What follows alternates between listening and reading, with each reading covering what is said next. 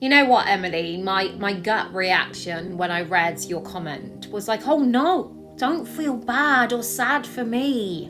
Honestly, as it's sort of like tainted with this cringe and like I'm out there seeking sympathy, because I'm not.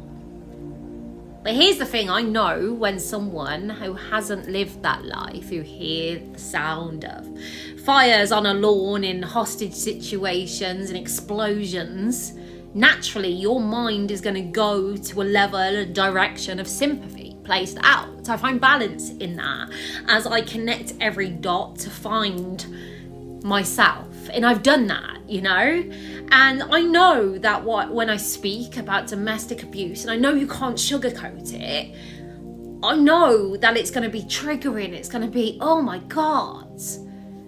But I want to reassure everyone that will come across any post that I will do upon the aftermath.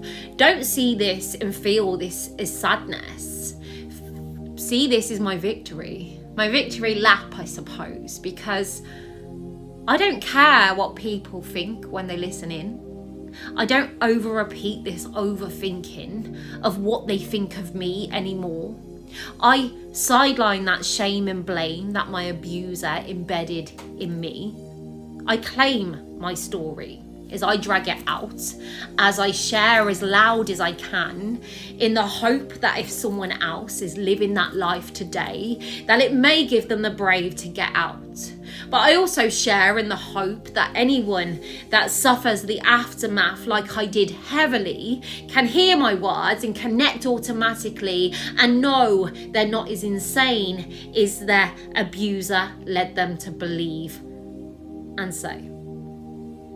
This is my victory. I know that my abuser from growing up in that not so home would hate to come across this post, to see me using his words, his behaviour and what he did to me, my siblings, my mom, and using that to hopefully propel another in this way, you know?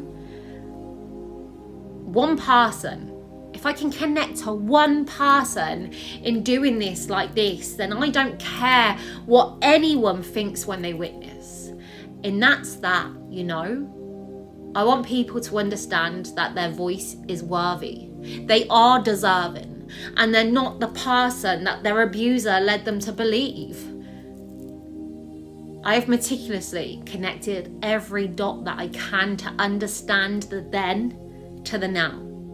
To pick it apart, to pick that trauma and PTSD apart and understand it as well as I can as a non-doctor, non-expert, just a mom, a person, a human being who grew up like that as a kid, who found herself in the aftermath suffering it. Because when I reflect and speak about my story, it's kind of, it is what it is.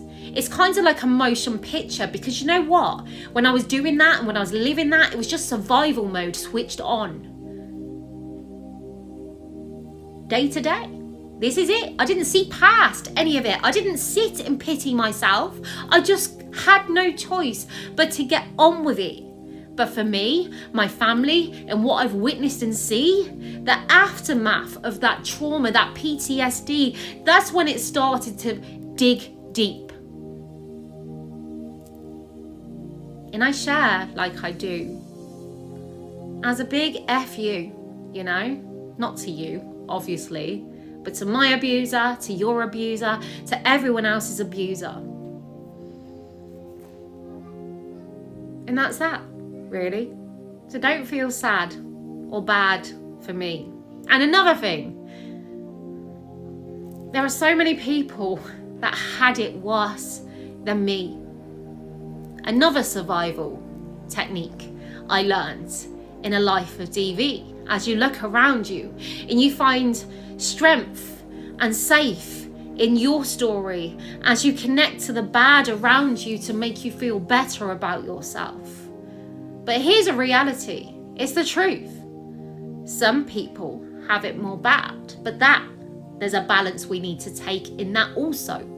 Because if we spend too much time placing our thoughts in they had it bad, worse than us, then we're avoiding our own story to claim for ourselves. We're avoiding our own pain. And that's another thing our abuser would dictate.